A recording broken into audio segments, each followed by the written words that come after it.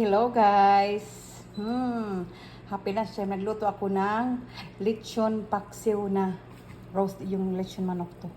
Kasi nakita ko siya na may dugo-dugo pa yung mga part ng legs ba. So hindi ko siya kinain. Yung mga wings lang yung kinain ko. Tapos ito nirepair ko siya. Nirecook ko siya. Tapos nilagyan ko siya. Pinaksiw ko siya. Tapos nilagyan ko siya ng gata. O diba yummy! Malapot. Kain po. Hello everyone. Hello everyone. Good morning at happy lunch time sa inyong lahat. So kain tayo. Ito na ngayong niluto ko na lechon manok. Tapos nirecook ko siya kasi may sabit. may dugo-dugo pa kasi nakita ko nung chinap ko nung isang araw. Sabi ko, okay, wings lang yung kinain ko kasi hindi, yun yung medyo luto na. Tapos hindi ko siya kinain lahat kasi nga may may bloody pa. So yun, nirecook ko siya. Pinaksiw ko siya tapos dinlagyan ko siya ng gata na organic na gata. Yung parang nasa carton siya. Masarap siya ng gata, para siyang original. Kaya sa ibang gata na mga nakalata. So, tapos meron akong rice. Ito yung mga bandang buto-buto yung yung kinuha ko kasi masarap siya yung magat-ngat eh. Tapos meron ako ditong oranges, tapos water. Kain tayo guys.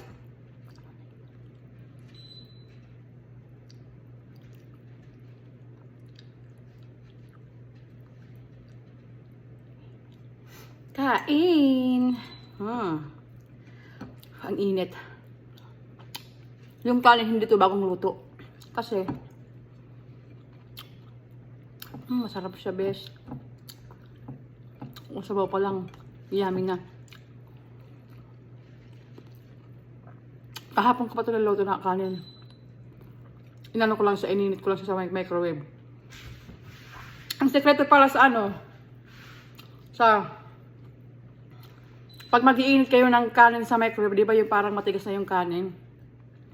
Para bumalik siyang malambot ulit, parang bagong luto lang. Sabayan nyo rin ng tubig. Maglagay rin kayo ng tubig sa tasa or something na sa lagyan. Sabayan nyo dun sa pag-init nyo. Kasi nagmo-moist yung moist ng tubig na mapunta sa kanin. So lumalambot din siya. Yung nagturo sa akin yung jowa ko. Kasi pag nag-iinit din ako ng yung lechon manok or something na pagkain, parang nagdadry ba siya? Ayoko na. Parang hindi ko nasabit. Tapos nga sinabi ko kay jowa. Sabi niya, yan ang gawin mo. Maglagay ka ng tubig sa loob ng microwave din. Lagay mo sa tasa. Tapos isapay mo lang sa iniinit yung pagkain. Ang mangyayari, magmo-moist din yan. Babalik yan sa parang bagong luto lang. Yun. Tama nga.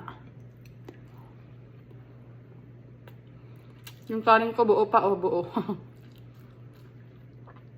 Kaya parang ang dami-dami tignan.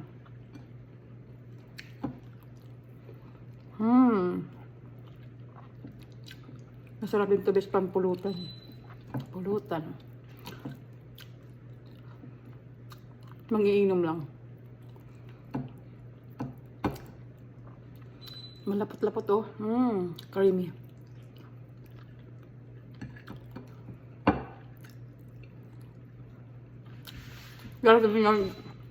Ganito rin gawin nyo sa sobrang yung lechon manok. Or yung pag alam nyo. Kasi may mga lechon manok talaga guys na hindi talaga siya luto. Hindi talaga siya well done yung pagkaluto. Luto lang parang masarap lang siya tingnan. Pero pag sinap-chap mo, may dugo talaga sa loob guys. Kaya nadi-discourage ako. Kaya more minsan pag bumibili ako ng lechon manok, hindi ako pumipili sa pinakamalaki. Pag gusto kong yung instant na kakainin ko ba, pinipili ko yung maliit-liit kasi yung maliit alam ko yung well done, yung lutong-luto talaga siya. Kaya siyempre maliit siya eh. Pero kung may time ako magluto, okay lang pumili ng malaki kasi iliriko ko lang laman siya eh. Pero kung gusto nila sa beach, may mga talaga na hilaw pa.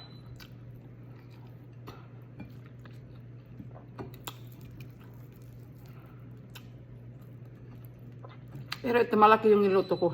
Ay, yung pinili ko kasi ano eh. Lutuin ko naman eh.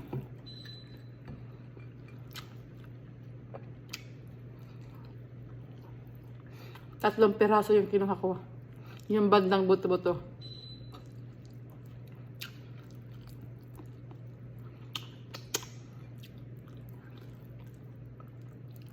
Di ba nag-aaral tayo ng lechon paksiw sa baboy? Ano ito din sa lechon manok? Lechon manok paksiw.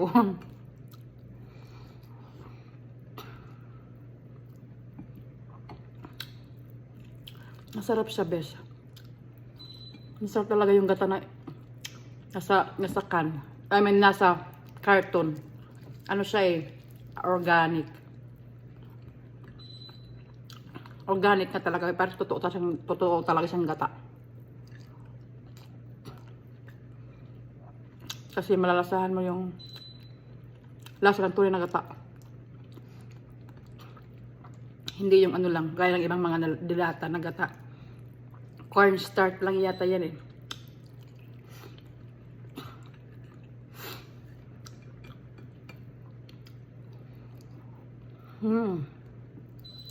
Tapos, pag hindi ko ito naubos, pwede na siyang init-initin na lang. Kasi, alam kung hindi na siya, wala na siyang dugo. Luto na siya eh. So, hindi na nakakadiring kainin.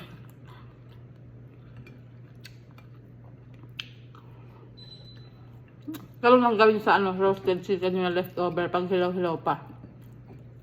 Litsunin. Paksiwin nyo rin, lagyan ng gata. Sarap siya.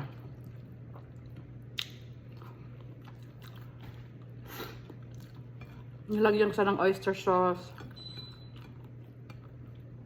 Tapos, mga powder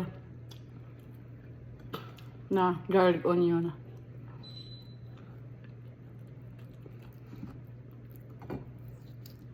Tapos yung ginamit ko, Himalayan salt.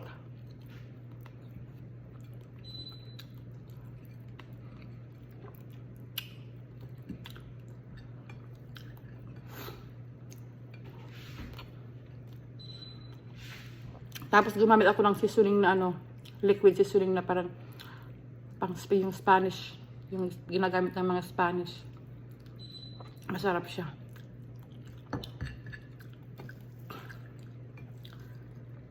Mahaba na yung video ko. Thank you for watching, guys. Bye. Amping kanunay.